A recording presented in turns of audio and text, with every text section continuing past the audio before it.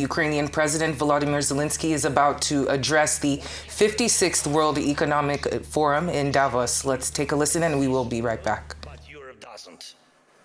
Russian oil is being transported right along European shores. That oil funds the war against Ukraine. That oil helps destabilize Europe. So Russian oil must be stopped and confiscated and sold for Europe's benefit. Why not? If Putin has no money, there is no war for Europe. If Europe has money, then it can protect its people. Right now, those tankers are making money for Putin, and that means Russia continues to push its sick agenda.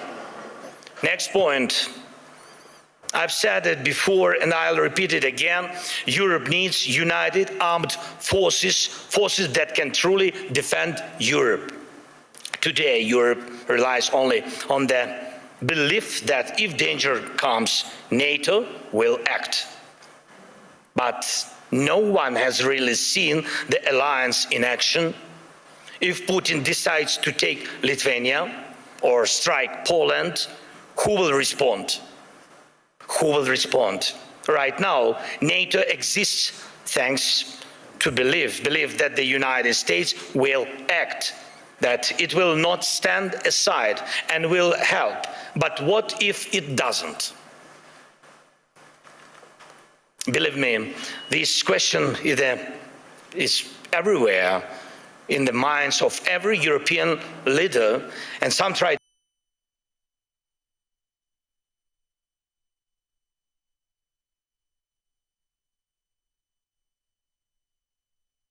to get closer to Brexit, acting, investing in weapons production and etc., building partnerships, getting public support for higher defense spending. But let's remember, until America pressured Europe to spend more on defense, most countries were not even trying to reach 5% of GDP, the minimum needed to ensure security. Europe needs to know how to defend itself. And if you send 30 or 40 soldiers to Greenland, what is that for? What message does it send? What's the message to Putin, to China? And even more importantly, what message does it send to Denmark? The most important, your close ally. You either declare that European bases will protect the region from Russia and China and establish those bases, or you risk not being taken seriously because 30 or 40 soldiers will not protect anything. And we know what to do. If Russian warships are sailing freely around Greenland, Ukraine can help. We have the expertise and weapons to ensure not one of those ships remains. They can sink near Greenland, just as they do near Crimea. No problem, we have the tools and we have people. For us, the sea is not the first line of defense, so we can take actions, and we know how to fight there if we were asked and if Ukraine were in NATO. But we are not. We would solve this problem with the Russian ships. As for Iran, everyone is waiting to see what America will do. And the world offers nothing, Europe offers nothing, and doesn't not want to enter this issue as a supporter of the Iranian people and the democracy they need. But when you refuse to help a people fighting for freedom, the consequences return, and they are always negative. Belarus in 2020 is the example. No one helped their people, and now Russian Oreshnik missiles are deployed in Belarus within range of most European capitals. That would not have happened if the Belarusian people had won in 2020. And we have told our European partners multiple times, act now. act now against those missiles in Belarus. Missiles are never just decoration, but Europe still remains in Greenland mode. Maybe someday someone will do something. The issue of Russian oil is the same. It's good that many sanctions exist. Russian oil is getting cheaper, but the flow has not stopped. And Russian companies that fund Putin's war machine are still working. And that will not change without more sanctions. And we are grateful for all the pressure put on the aggressor.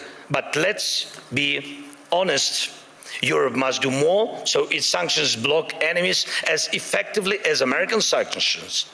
Why is that important? Because if Europe is not seen as a global force, if its actions don't scare bad actors, then Europe will always be reacting, catching up with new dangers and attacks. We all see that the forces trying to destroy Europe do not face a single day. They operate freely, even operate inside Europe. Every victor who lives off European money while trying to sell out European interests deserves a smack upside the head. And if he feels comfortable in Moscow, it doesn't mean we should let European capitals become little Moscows. We must remember what separates Russia from all of us. The most fundamental line of conflict between Russia and Ukraine and all of Europe is this: Russia fights to devalue people, to make sure that when dictators want to destroy someone, they can.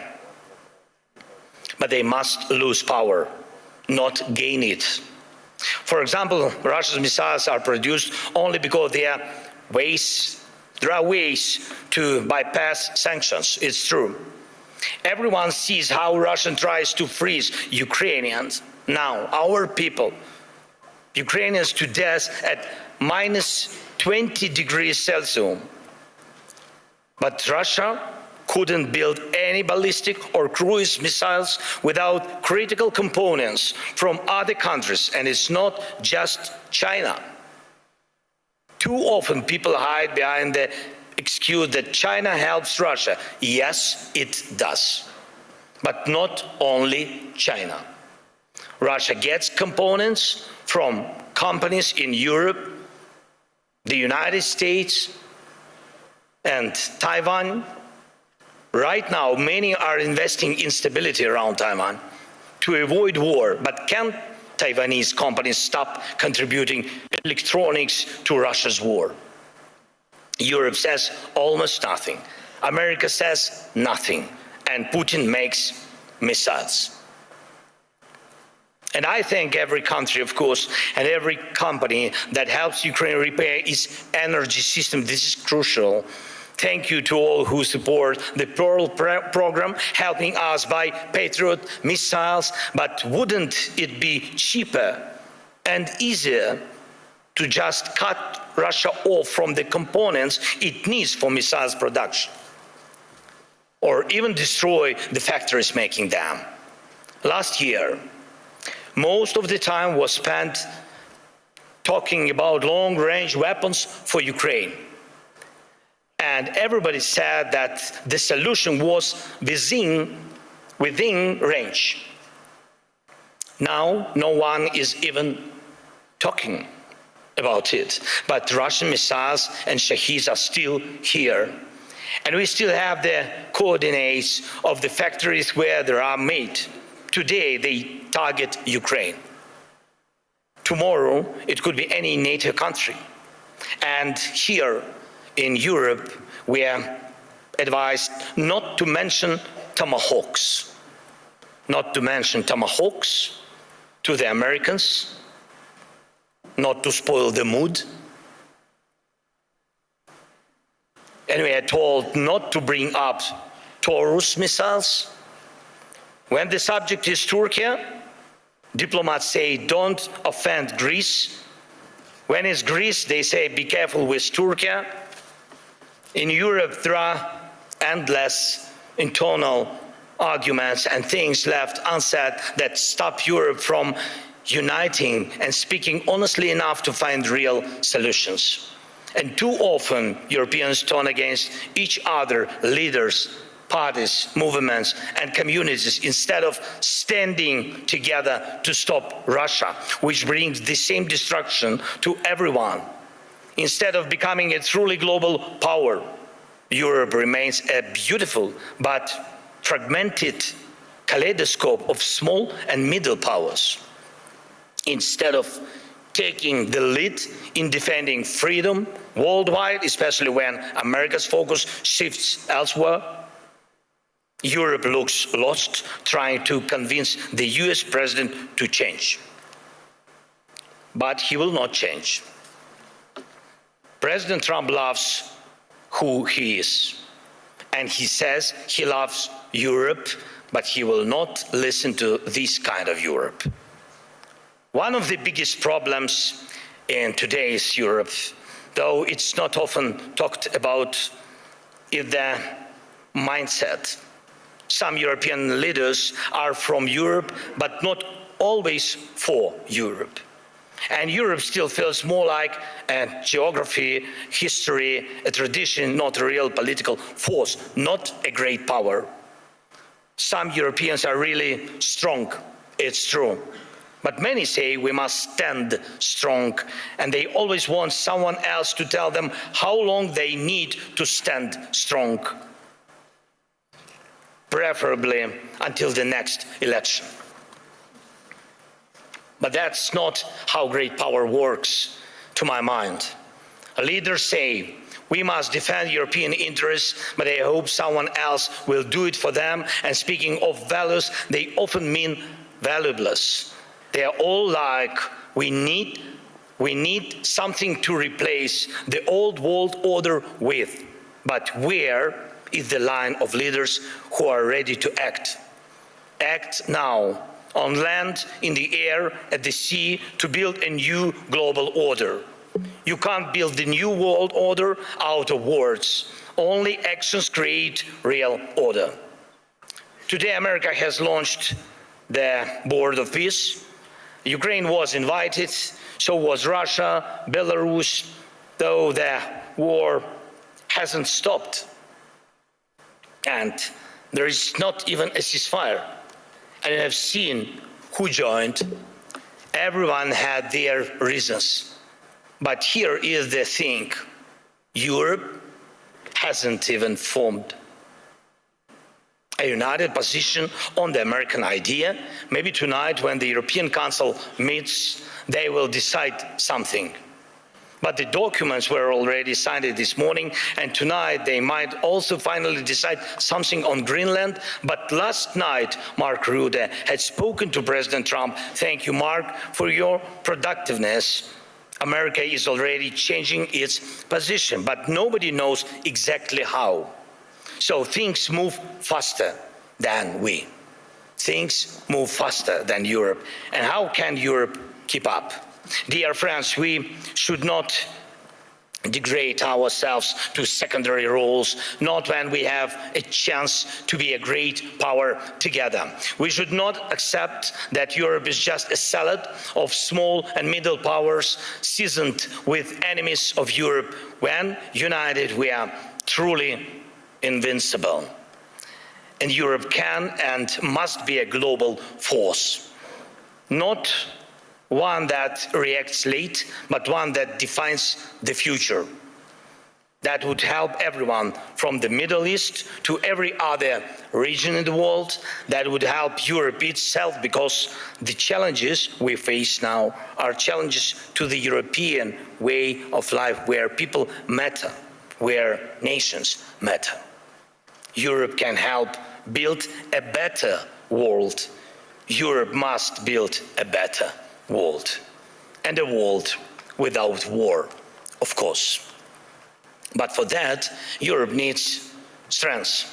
For that, we must act together.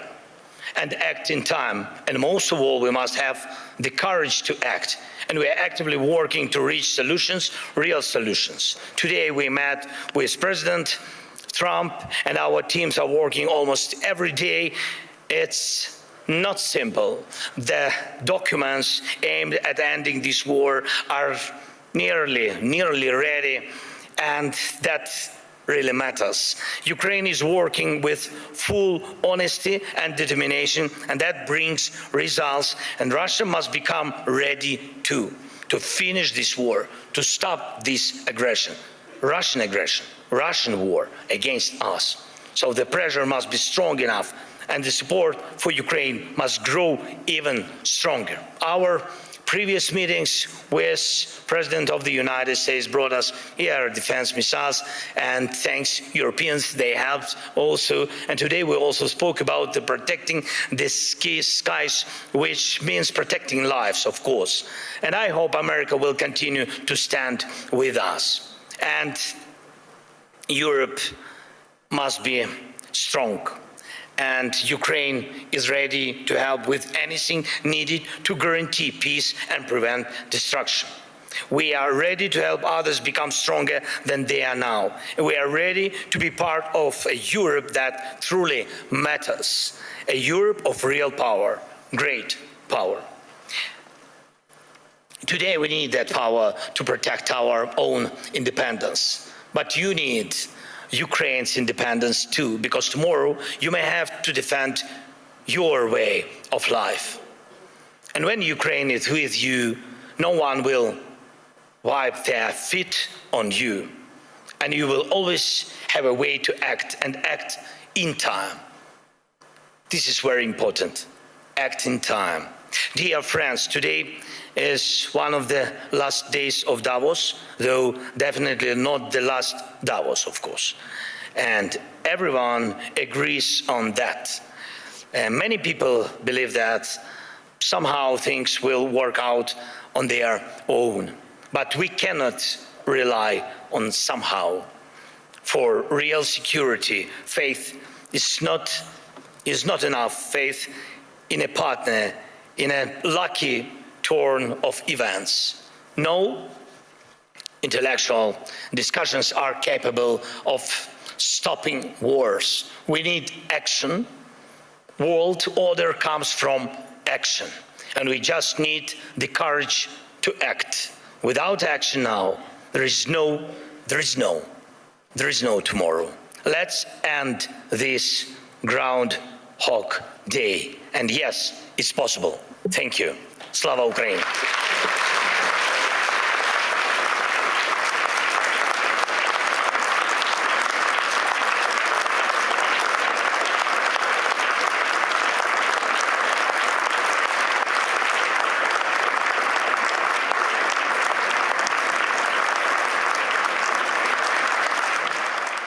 And that was Ukrainian President Volodymyr Zelensky addressing the World Economic Forum in Davos, where he warned that there has been no real progress towards establishing a tribunal to prosecute Russian aggression against Ukraine. Zelensky thanked European leaders for freezing Russian assets, but said efforts to use those funds to help defend Ukraine have been blocked, questioning whether the delay reflects a lack of time or political will. He also acknowledged commitments from UK Prime Minister Keir Starmer and French President Emmanuel Macron on security guarantees, but said stronger backing from the United States and President Donald Trump would be critical. Zelensky told delegates the world's attention has shifted to other crises, including Greenland and Iran, even as the war in Ukraine drags on, likening the conflict to Groundhog Day, with the same unresolved challenges repeating year after year.